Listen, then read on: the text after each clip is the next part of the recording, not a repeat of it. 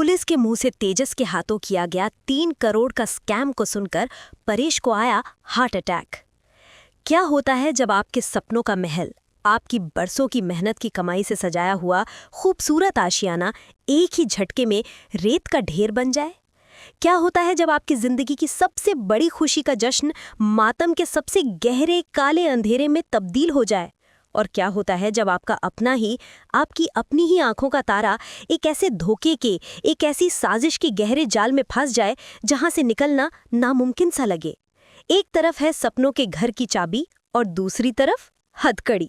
जी हाँ दोस्तों, कुछ ऐसा ही भूचाल, कुछ ऐसा ही जबरदस्त स्कैम का बवंडर आया है देशमुख परिवार की जिंदगी में। अरे बाप रे, एक बंगले के सौदे ने तो पूरे परिवार को सड़क पर लाने की नौबत खड़ी कर दी है। और इस बार दांव पर सिर्फ पैसा नहीं, बल्कि इज्जत, सपने और रिश्तों का भरोसा भी लग गया है। हेलो दोस्तों, मैं हूं आपकी अपनी नीलम और आपका जोरदार धमाकेदार स्वागत है आपके अपने चैनल नीलम गॉसिप पर। वो चैनल जहां आपको मिलती है टेलीविजन की दुनिया की हर छोटी बड़ी चटपटी मसालेदार खबर सबसे पहले और सबसे मजेदार अंदाज में। आज हम गोता लगाने वाले हैं आपके फेवरेट शो के उस महा ट्विस्ट में, उस महासंग्राम की हर परत को खोलने वाले हैं जिसने हम सबके होश उड़ा दिए हैं। एक तरफ जहां देशमुख परिवार अपने सपनों के घर में कदम रखने की तैयारी कर रहा था, वहीं दूसरी तरफ एक शातिर धोखेबाज उनकी जिंदगी भर की कमाई, उनके 30 लाख रुपए लेकर चंपत होने का पूरा प्लान बना चुका था।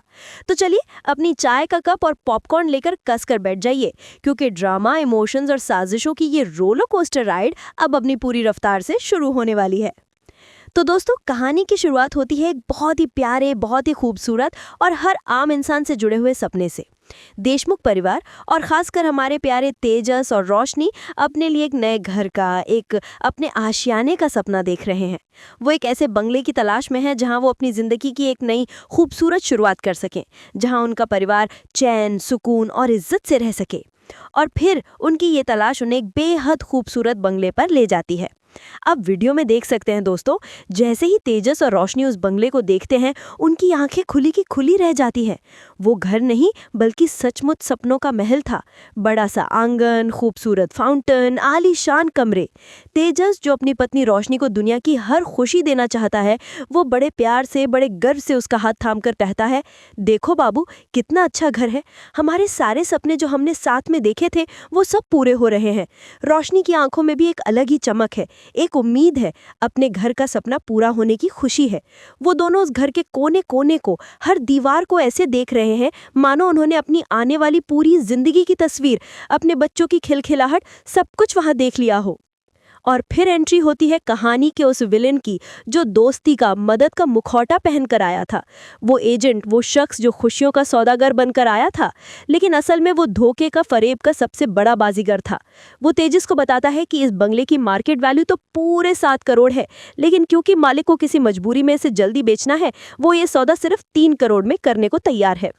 दोस्तों, यहीं पर पहली खतरे की घंटी बजती है। सचिन और आकाश, जो तेजस के भाई हैं, वो थोड़े समझदार, थोड़े दुनियादार निकलते हैं। उनके मन में शक का कीड़ा कुलबुलाता है।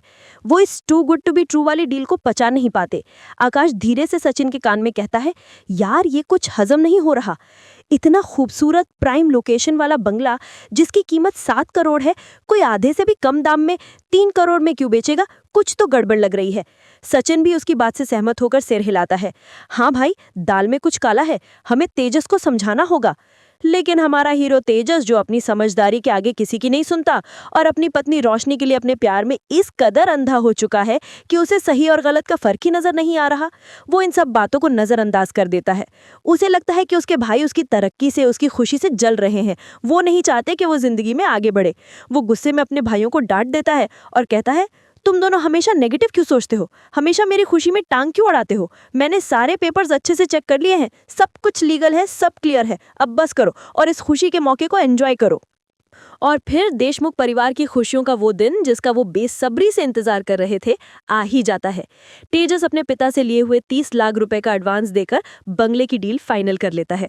रेणुका, तेजस की माँ, जिसकी आंखों में हमेशा अपने बेटे के लिए सपने थे, वो आज फूली नहीं समा रही। उसकी आंखों में खुशी और गर्व के आंसू हैं। वो कहती है, मेरे बेटे ने, मेरे तेजस ने आखिरकार अपने सपनों का घर खरीद ही लिया। मुझे तो यकीन ही नहीं हो रहा कि आज वो दिन आ गया है। रोशनी तो जैसे 7वें आसमान पर है। वो घर के हर कमरे को, हर पर्दे को, हर सोफे को अपनी पसंद से सजाने के हसीन प्लान बना रही है। पूरा देशमुख परिवार गाजे बाजे के साथ अपने नए सपनों के बंगले में शिफ्ट होता है। घर में पूजा होती है, जश्न मनता है, मिठाइयाँ बांटी जाती हैं। सब कुछ नया, सब कुछ चमकता हुआ। ऐसा लग रहा था कि मानो खुद भगवान ने उन्हें ये खुशियाँ तोहफे में दी हैं। लेकिन दोस्तों, कहते हैं ना, तूफान आने से पहले अक्सर गहरी शांति ही होती है। और इस शांति को, इस जश्न को, इस खुशी को भंग करने के लिए दरवाजे पर एक जोरदार दस्तक होती है। सायरन बजाती हुई पुलिस की गाड़ी घर के दरवाजे पर आकर रुक जाती है। घर के अंदर 4 पुलिस वाले दाखिल होते हैं। जश्न का माहौल एक पल में मातम की खामोशी में बदल जाता है। सबके चेहरे पर घबराहट, डर और हजारों सवाल साफ झलकने लगते हैं। पुलिस इंस्पेक्टर आगे बढ़ता है और उसकी भारी आवाज पूरे घर में गूंजती है। यहाँ तेजस देशमुख कौन है? रेणुका घबरा कर कांपती हुई आवाज में कहती है, वो मेरा बेटा है, पर हुआ क्या है इंस्पेक्टर साहब? तेजस हिम्मत करके आगे बढ़ता है और कहता है, जी मैं ही तेजस हूँ, बात क्या है? और फिर दोस्तों, इंस्पेक्टर वो बम फोड़ता है जो पूरे देशमुख परिवार को, उनके सपनों को, उनकी इज्जत को हिलाकर रख देता है। वो अपनी ठंडी प्रोफेशनल आवाज में बोलता है, आपके खिलाफ धोखाधड़ी की शिकायत आई है। आपने इस प्रॉपर्टी को अपना बताया है, जबकि ये किसी और की है। असल में ये बंगला आपके नाम पर है ही नहीं, बल्कि आप यहाँ किराएदार के तौर पर रह रहे हैं। क्या? किराएदार? ये एक शब्द कानों में पड़ते ही पूरे परिवार के पैरों तले से जमीन खिसक जाती है। तेजस हैरान होकर चिल्लाकर कहता है, ये आप क्या कह रहे हैं? ये कैसे हो सकता है? हमारे पास सारे लीगल डॉक्यूमेंट्स हैं। इंस्पेक्टर एक ठंडी मुस्कान के साथ कहता है, वही डॉक्यूमेंट्स नकली हैं। इस बंगले के असली मालिक ने हमें कॉल किया है और उन्होंने बताया है कि उन्होंने ये घर किसी को बेचा ही नहीं है। आपने सिर्फ एक फर्जी एजेंट से फेक पेपर्स पर यह डील की है। तेजस के चेहरे से सारा रंग, सारा खून उड़ जाता है। वो कांपते हुए हाथों से अपनी फाइल खोलता है और उन पेपर्स को फिर से देखता है जिन पर उसे इतना गुमान था। और तब उसकी नजर पड़ती है उन छोटे छोटे अक्षरों पर जिन्हें उसने अपनी जल्दबाजी और घमंड में पढ़ा ही नहीं था। वहां साफ साफ लिखा था, रेंटल अग्रीमेंट। वो हक्का बक्का सुन होकर वहीं जमीन पर बैठ जाता है। सचिन गुस्से में आकर उसका कॉलर पकड़ लेता है। कहा था ना, हमने कहा था कि कुछ तो गड़बड़ है, लेकिन नहीं, तुझे अपनी समझदारी दिखानी थी। देख लिया अब नतीजा। रोशनी की आंखों से आंसुओं का सैलाब उमड़ पड़ता है। वो कहती है, तेजस, ये क्या हो गया? हमारे सारे सपने। रेणुका बिलक बिलक कर रोने लगती है। 30 लाख रुपए, मेरे बेटे, तूने इतनी बड़ी गलती कैसे कर दी? हम तो बर्बाद हो गए। तेजस के सर पर जैसे पूरा आसमान टूट पड़ता है। वो सोफे पर बैठ जाता है और अपना सिर पकड़ लेता है। उसकी कानों में अपने भाइयों की चेतावनी, अपने पिता की चिंता, सब कुछ गूंज रहा था, लेकिन उसने किसी की एक नहीं सुनी। आज उसकी एक जिद, उसकी एक नासमझी ने पूरे परिवार को सड़क पर लाकर खड़ा कर दिया था।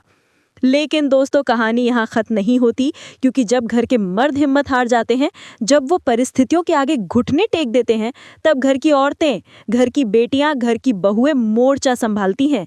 और यहाँ इस मुश्किल घड़ी में मोर्चा संभालती हैं हमारी रोशनी। रोशनी, जिसके सारे सपने एक ही पल में टूट गए थे, वो अपने आंसू पोंछती है, अपनी साड़ी का पल्लू कमर में खोसती है और फैसला करती है कि वो इस धोखेबाज को, इस फरेबी को दुनिया की किसी भी कोने से ढूंढ निकालेगी और उसे उसके किए की सजा दिलाकर रहेगी। वो अपने पति के सम्मान के लिए, अपने परिवार के खोए हुए पैसों के लिए एक हाउसवाइफ से एक जासूस बन जाती है। रोशनी का मिशन शुरू होता है। वो सबसे पहले उस एजेंट के ऑफिस जाती है, जो जाहिर है अब तक बंद हो चुका होता है और वहां ताला लगा होता है। वो हार नहीं मानती। वो अपनी पुरानी कंपनी में अपने पुराने कॉन्टैक्ट्स को फोन घुमाती है, दिन रात एक कर देती है। और फिर कई कोशिशों के बाद उसे एक अहम सुराग मिलता है। उसे पता चलता है कि उस एजेंट का असली नाम मोहन गुप्ता नहीं, बल्कि राकेश चौहान है। और ये कोई छोटा मोटा चोर नहीं, बल्कि एक शातिर प्रोफेशनल अपराधी है, जो पहले भी 2 अलग अलग शहरों में लोगों के साथ ऐसी ही फर्जी प्रॉपर्टी डील करके करोड़ों रुपए लूट चुका है और फरार है। अब रोशनी के पास एक नाम था, एक चेहरा था और एक मिशन था, राकेश चौहान को पकड़ना। वो अपनी जान की परवाह किए बिना दिन रात मेहनत करती है, कॉल्स ट्रेस कराती है और आखिरकार उसे उस एजेंट के फ़ोन नंबर से उसकी लोकेशन मिल जाती है, थाने के पास एक पुराना वीरान गोडाउन। रोशनी जानती थी कि ये खतरनाक हो सकता है। वो तुरंत आकाश को फ़ोन करके सारी बात बताती है और उसे पुलिस को लेकर उस लोकेशन पर पहुंचने के लिए कहती है। और फिर वो दुर्गा का रूप धारण करके अकेले ही उस गोडाउन की तरफ निकल पड़ती है। जब वो वहां पहुंचती है तो देखती है कि राकेश चौहान किसी और के साथ एक और नकली डील करने की तैयारी कर रहा है, नए नए नकली पेपर्स बना रहा है। रोशनी हिम्मत करके चुपके से अपने फ़ोन में उसकी सारी करतूतों का वीडियो रिकॉर्ड कर लेती है, लेकिन तभी राकेश उसे देख लेता है और कहता है, कौन है तू? रोशनी डरती नहीं, वो गरजती है, मैं वो हूँ जिसकी जिंदगी तूने बर्बाद की है, अब तेरा खेल खत्म है। राकेश उसकी तरफ बढ़ता है, लेकिन तभी वहां पुलिस की एंट्री होती है। आकाश पुलिस को लेकर सही समय पर पहुंच जाता है। पुलिस राकेश चौहान को रंगे हाथों पकड़ लेती है। इंस्पेक्टर कहता है, शाबाश मैडम, आपकी ही हिम्मत से आज ये शातिर अपराधी पकड़ा गया है। पुलिस राकेश से सारे पैसे वापस, यानी कि पूरे 30 लाख रुपए रिकवर कर लेती है और देशमुख परिवार को वापस कर घर लौटकर जब रोशनी वो पैसे रेणुका के हाथ में रखती है तो पूरे परिवार की आंखों में आंसू आ जाते हैं। लेकिन इस बार ये आंसू दुख के नहीं, बल्कि खुशी, गर्व और सुकून के थे। रेणुका रोशनी को गले लगाकर कहती है, आज तूने हमारे घर की, हमारे परिवार की इज्जत बचा ली बेटी। तेजस, जिसकी आंखें शर्म से झुकी हुई थी, वो रोशनी के सामने हाथ जोड़कर कहता है, मुझे माफ कर दो रोशनी, मैं अपनी समझदारी में, अपने घमंड में अंधा हो गया था। आज तुमने मुझे और मेरे परिवार को बचा लिया। रोशनी मुस्कुराती है और कहती है, गलती किसी से भी हो सकती है, लेकिन उसे सुधारने की हिम्मत हर किसी में नहीं होती। दोस्तों, इस पूरे हंगामे के बीच कहानी में एक और दिलचस्प मोड़ आता है। परेश, परिवार के मुखिया, जो अब रिटायर हो चुके हैं, वो घर पर खाली नहीं बैठना चाहते। वो एक स्कूल में अकाउंटेंट की नौकरी करने का फैसला करते हैं। उनका बेटा सचिन इस फैसले के खिलाफ होता है। उसे लगता है कि उसके पिता को अब आराम करना चाहिए, लेकिन परेश का मानना है कि काम करते रहने से ही इंसान ऊर्जावान रहता है। इस बात पर भी परिवार में थोड़ी बहस होती है, जो हमें दिखाती है कि हर पीढ़ी की सोच कितनी अलग होती है। उधर आकाश, जो एक बिजनेस सेमिनार में गया था, वो वहां नीतू नाम की एक लड़की से बहुत इम्प्रेस होकर लौटता है। वो रिया के सामने नीतू की तारीफों के पुल बांधने लगता है, जिससे रिया को थोड़ी जलन महसूस होती है। ये छोटा सा ट्रैक हमें ये दिखाता है कि जहां एक तरफ परिवार इतनी बड़ी मुसीबत से गुजर रहा है, वहीं दूसरी तरफ जिंदगी के छोटे मोटे रिश्ते और उनकी असुरक्षाएं भी अपनी जगह बना रही हैं। तो दोस्तों, देखा आपने कैसे एक धोखे के तूफान ने देशमुख परिवार को हिला कर रख दिया, लेकिन रोशनी की हिम्मत और समझदारी ने उन्हें इस मुश्किल से बाहर निकाल लिया। ये कहानी हमें सिखाती है कि लालच और जल्दबाजी में लिए गए फैसले हमेशा नुकसान ही पहुंचाते हैं, और मुश्किल वक्त में परिवार का साथ और एक दूसरे पर भरोसा ही सबसे बड़ी ताकत होती है।